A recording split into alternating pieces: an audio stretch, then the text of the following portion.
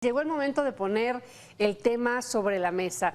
Y bueno, la difusión de esta encuesta sobre la reforma electoral y evaluación del Instituto Nacional Electoral, pues como usted sabe, ha despertado toda la serie de críticas, de opiniones. Pero realmente el INE se dio un balazo en el pie. ¿Cómo debemos interpretar esta encuesta que, por cierto, déjeme decirle, se realizó a 400 personas? Usted dirá si es representativa, pero en fin, el análisis de este tema no me toca a mí. El tema sobre la mesa es para Raúl Frías Lucio y Víctor Hugo Hernández. A los dos los saludo con gusto y todo suyo el tiempo aire. Martita, gracias. Marta Reyes, ¿qué tal, Víctor? ¿Cómo estás? Qué gusto saludarte. Te saludo, Raúl. Buenas tardes. A ver, esa es la pregunta que muchos nos estamos haciendo desde ayer, que se dio a conocer por parte... y creo que esos son los elementos que hay que considerar. La encuesta se da a conocer luego de que el representante del INE de Morena, sí, da a conocer esta encuesta. Pero la encuesta al parecer estaba publicada ya en el portal del INE. Desde el 15 de octubre. Así es, de acuerdo a lo que dice el mismo Lorenzo Córdoba, que has tenido que salir a aclarar, bueno, pues que esta encuesta es una encuesta que se hace en forma frecuente para ver más o menos cómo...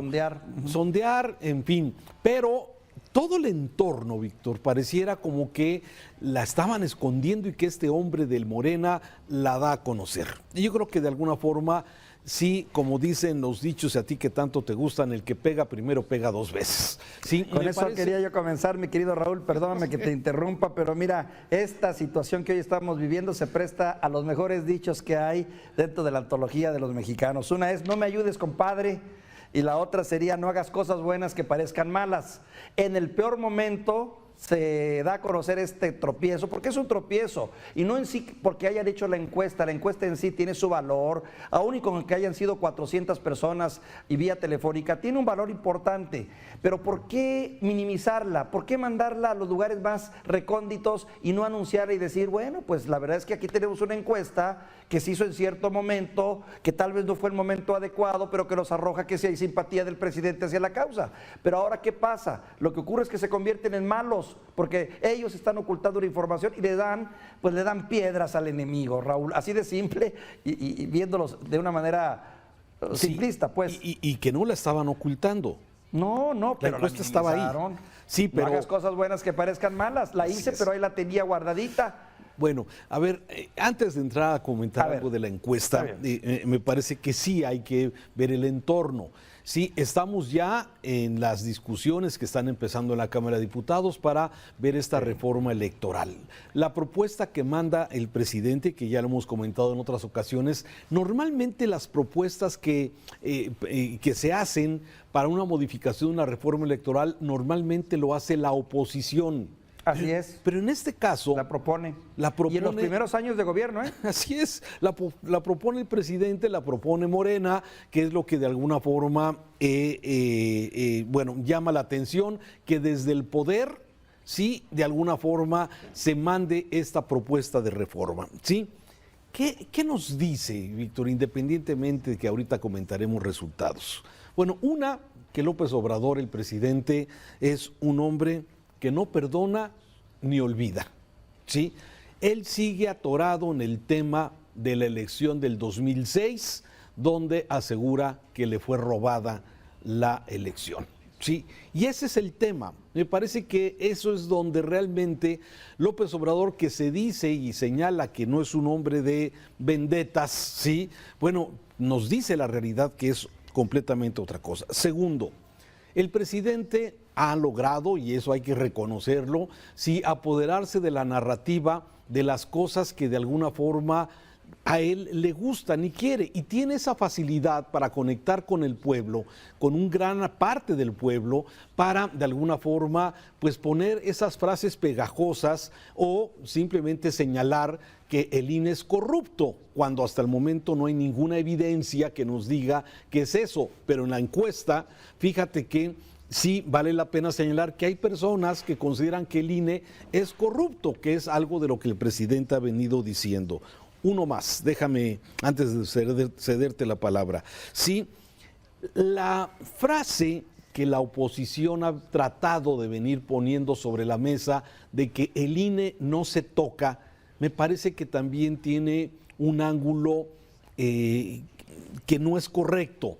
Claro. Porque el INE necesita darle actualización, hay que modernizarlo, hay que actualizarlo, y hay cosas, como queda de manifiesto en la encuesta y que lo hemos comentado aquí, por ejemplo, un financiamiento menor a los partidos políticos, un financiamiento menor al INE, que es el camino para los partidos políticos, entre otras cosas. Entonces, me parece que hay cosas que no se pueden simplemente querer quitar y borrar y tomar esta encuesta como, digamos, una bandera de que se estaba escondiendo, como ahora pareciera que este es el tema que es el principal. Mira, Raúl, tú lo sabes perfectamente bien. Los ejercicios de autoevaluación y de evaluación hoy en día son muy importantes. Se hacen en todos los niveles y en todas las empresas y organizaciones serias para efectos de conocer dónde estás. No tiene ningún sentido hacer un ejercicio de autoevaluación si lo vas a esconder, lo vas a guardar en el cajón y hacerte como que no lo ves y seguir trabajando. Es dinero, recurso, energía tirado. Ahora, en cuanto a varias observaciones, 400 personas encuestadas vía telefónica que representan un universo de 23% de la población, que es quien tiene un teléfono fijo, bajo un estudio bien hecho, sí vale, sí te manda información. Y la prueba está, bueno, ahí están los resultados que empatan mucho en comunión con otras encuestas que se han hecho. Te leo estos datos: 93% apoya menos recursos a los partidos, 87% disminución de diputados y senadores, 78% está a favor del voto directo para elegir consejeros electorales, 74% que se reduzca el gasto del INE, 52% cambio del nombre del INE, 53% que desaparezcan los institutos electorales internos, por señalar algunas. ¿Qué quiere esto decir? Bueno, que si hay cierta concordancia social con la percepción social, con lo que la sociedad piensa. Ahora, comparto contigo, estamos ante una guerra de percepciones. ¿Quién impone su mensaje? Ese mensaje de el INE no se toca, más bien es una figura que se utiliza como bandera de guerra, porque en el fondo no es que se quiera destruir al INE, y se ha insistido mucho. En todo caso, yo veo un presidente que está en contra de una cúpula, de la cúpula del INE, que es otra cuestión. O sea, quienes están al frente del INE, que pues obviamente hay muchas batallas ahí que han tenido con el hoy presidente, y que pues están los tiempos de los ajustes. Pero en el fondo lo que veo es que aquí trae atravesados es a la cúpula del INE como tal. Comentario. Sí, a ver, sí, lógicamente los trae, pero ya se van. Ya se va Lorenzo Córdoba, ya se va Ciro Murayama, que son, digamos, dos de los, digamos, que representan este grupo que tú señalas y que el presidente así lo identifica. De hecho, salen 4 consejeros y van a ser electos 4 consejeros, que además, déjame decirte, en la forma tradicional de escoger a los consejeros, seguramente Morena va a lograr imponer, así es, va a lograr imponer algunos de ellos. Entonces, así es, ellos podrían tener otros consejeros a modo si se trata de utilizar la vieja fórmula, de la cual en el fondo tú y yo estamos también en desacuerdo. No hemos podido encontrar cuál es la fórmula ideal, pero lo que sí estamos de acuerdo tú y yo es que ya basta que estos organismos sean atrapados por los partidos políticos. Claro. ¿Cómo evitar eso? Sinceramente, ni tú ni yo hemos encontrado la fórmula adecuada y correcta, pero es lo que debemos de buscar y es precisamente las transformaciones en las que se tiene que trabajar. Pero mira, yo en la encuesta yo no veo todo negativo, al contrario, todo negativo para el INE. Por ejemplo, veíamos ahorita hace unos minutos una de las encuestas donde dice que el 56% de las personas tiene una percepción muy buena del INE, ¿sí? Esto de alguna forma pues, nos habla también que la mayoría, más de la mitad de esta encuesta, con sus limitantes de el universo que se encuestó vía telefónica, que tiene sus asegúnes, que es vía celular, no era teléfono fijo, pero era vía celular, de acuerdo a lo que dice la metodología de este tema. Por ejemplo, el 65% de la gente califica como bueno el desempeño del INE. O sea, a ver, también la encuesta no nomás nos dice la otra parte, sino también nos está diciendo este asunto, que el 55% de las elecciones son limpias, dice la gente en esta misma encuesta.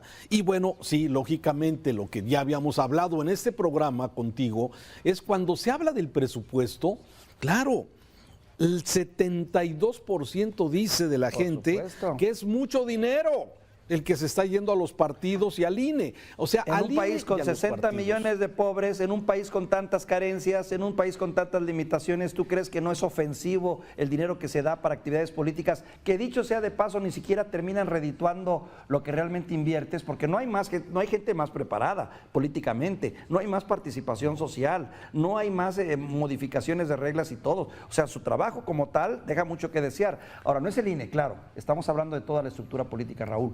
Pero te pongo un ejemplo. Cada vez que hay una elección en los estados, Raúl, los gastos, curiosamente, en todos los estados del país, y tú también lo vives en Jalisco, suben maravillosamente o milagrosamente. El gasto social sube. Todo ese dinero se va a campañas, lo sabemos. Pero ¿cuándo lo ha investigado el INE? ¿Cuándo ha puesto en jaque eso? A ver, por ejemplo, ¿no? Pero entonces es lo que debería de discutirse. ¿Cómo queremos financiar a los partidos políticos? ¿Queremos que siga el financiamiento público, con dinero público? ¿O aceptamos y reconocemos que haya más financiamiento de particulares con los riesgos que esto representa en un país que está invadido de crimen organizado y que ya vemos cómo actúan en las jornadas electorales? Y hay que ver lo que pasó en Sinaloa, y hay que ver lo que pasó en San Luis Potosí, y hay que ver lo que pasó en otras entidades donde pues hay carretadas de dinero, apoyos del crimen organizado. Entonces, el tema, me parece que en el tema del financiamiento habría que hacer la discusión. ¿Qué hacemos? ¿Qué se prueba? ¿Qué se debe y cómo se debe de financiar a los partidos políticos? Cierto. Y precisamente qué tipo de medidas de candado se va a poner para evitar que intereses empresariales, que intereses del crimen organizado estén inmersos en este asunto. Entonces ahí te concentras en un tema muy específico, que es precisamente el tema del financiamiento.